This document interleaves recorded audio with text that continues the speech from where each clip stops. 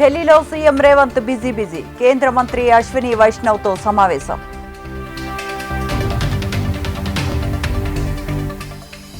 ఢిల్లీకి వెళ్లి నీళ్లని దారాదత్తం చేశారు. సీఎం రేవంత్ పై జగదీష్ రెడ్డి విమర్శలు.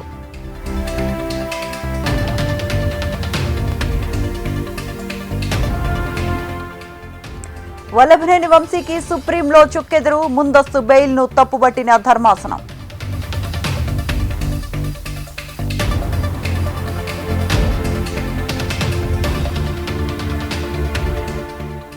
వైసీపీ అధినేత జగన్ సంచలన నిర్ణయం. హిందూపూర్లో 2 కీలక నేతలపై వేటు.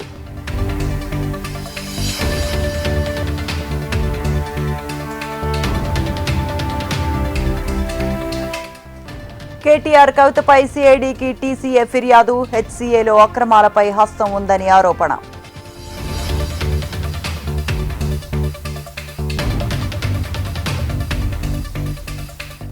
మంత్రి వివేక్ కాన్వాయ్కు ప్రమాదం. స్వల్పంగా దెబ్బతిన్న కారు. ప్రయాణికులు క్షేమం.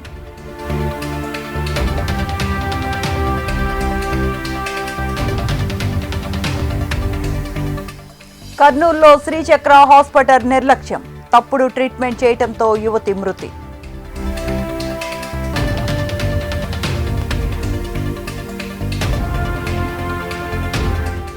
హైదరాబాద్లో మందు బాబులకు షాక్. ఇకపై పగలు కూడా డ్రంక్ అండ్ డ్రైవ్ టెస్టులు.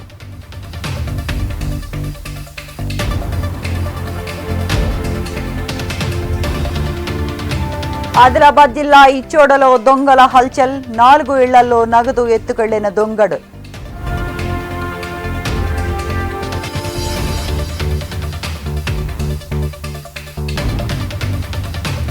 హన్మకొండలో యూరియా కోసం ఇబ్బందులు. చెప్పులను క్యూలో ఉంచిన రైతులు అవస్థలు.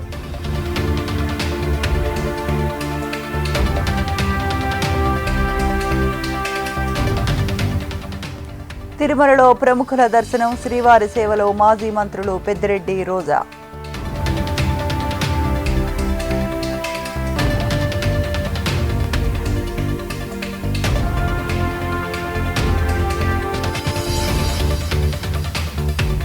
వికారాబాద్లో పీచు మిఠాయి తయారీ కేంద్రంలో సోదాలు. 4గురిని అరెస్ట్ చేసిన టాస్క్ ఫోర్స్ అధికారులు.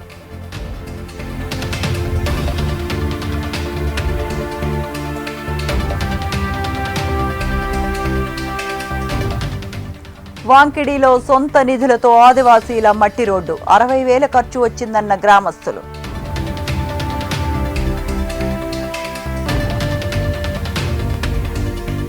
కరీంనగర్లో ఓ ఇంట్లో చొరబడిన ఎలుగుబంటి. భయంతో పరుగులు తీసిన స్థానిక ప్రజలు.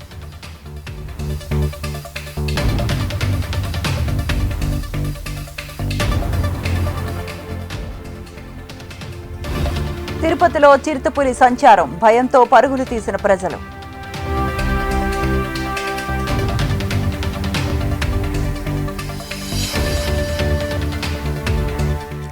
బెంగళూరు తొక్కిసలాటపై ప్రభుత్వం నివేదిక. ఆర్సీబీనే ప్రధాన కారణమని వెల్లడి.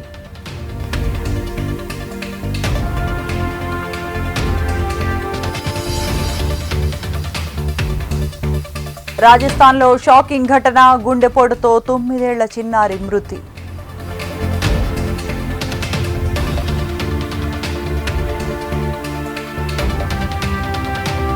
లండన్లో గాంధీ పెయింటింగ్కు భారీ ధర. 1,76,00,000 అమ్ముడుపోయిన ఫోటో.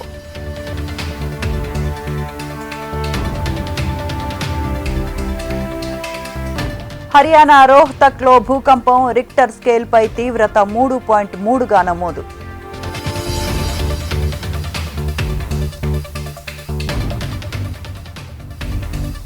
నూట 25 యూనిట్ల వరకు ఫ్రీ కరెంట్. ఎన్నికల వేళ బీహార్ సీఎం ప్రకటన.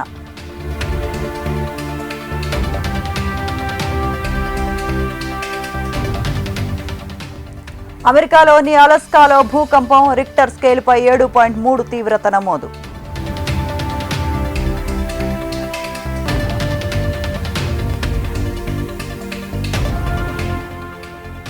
పన్నులతో విరుచుకుపడుతున్న అమెరికా అధ్యక్షుడు. 150 దేశాలపై 15% సుంకాల విధింపు.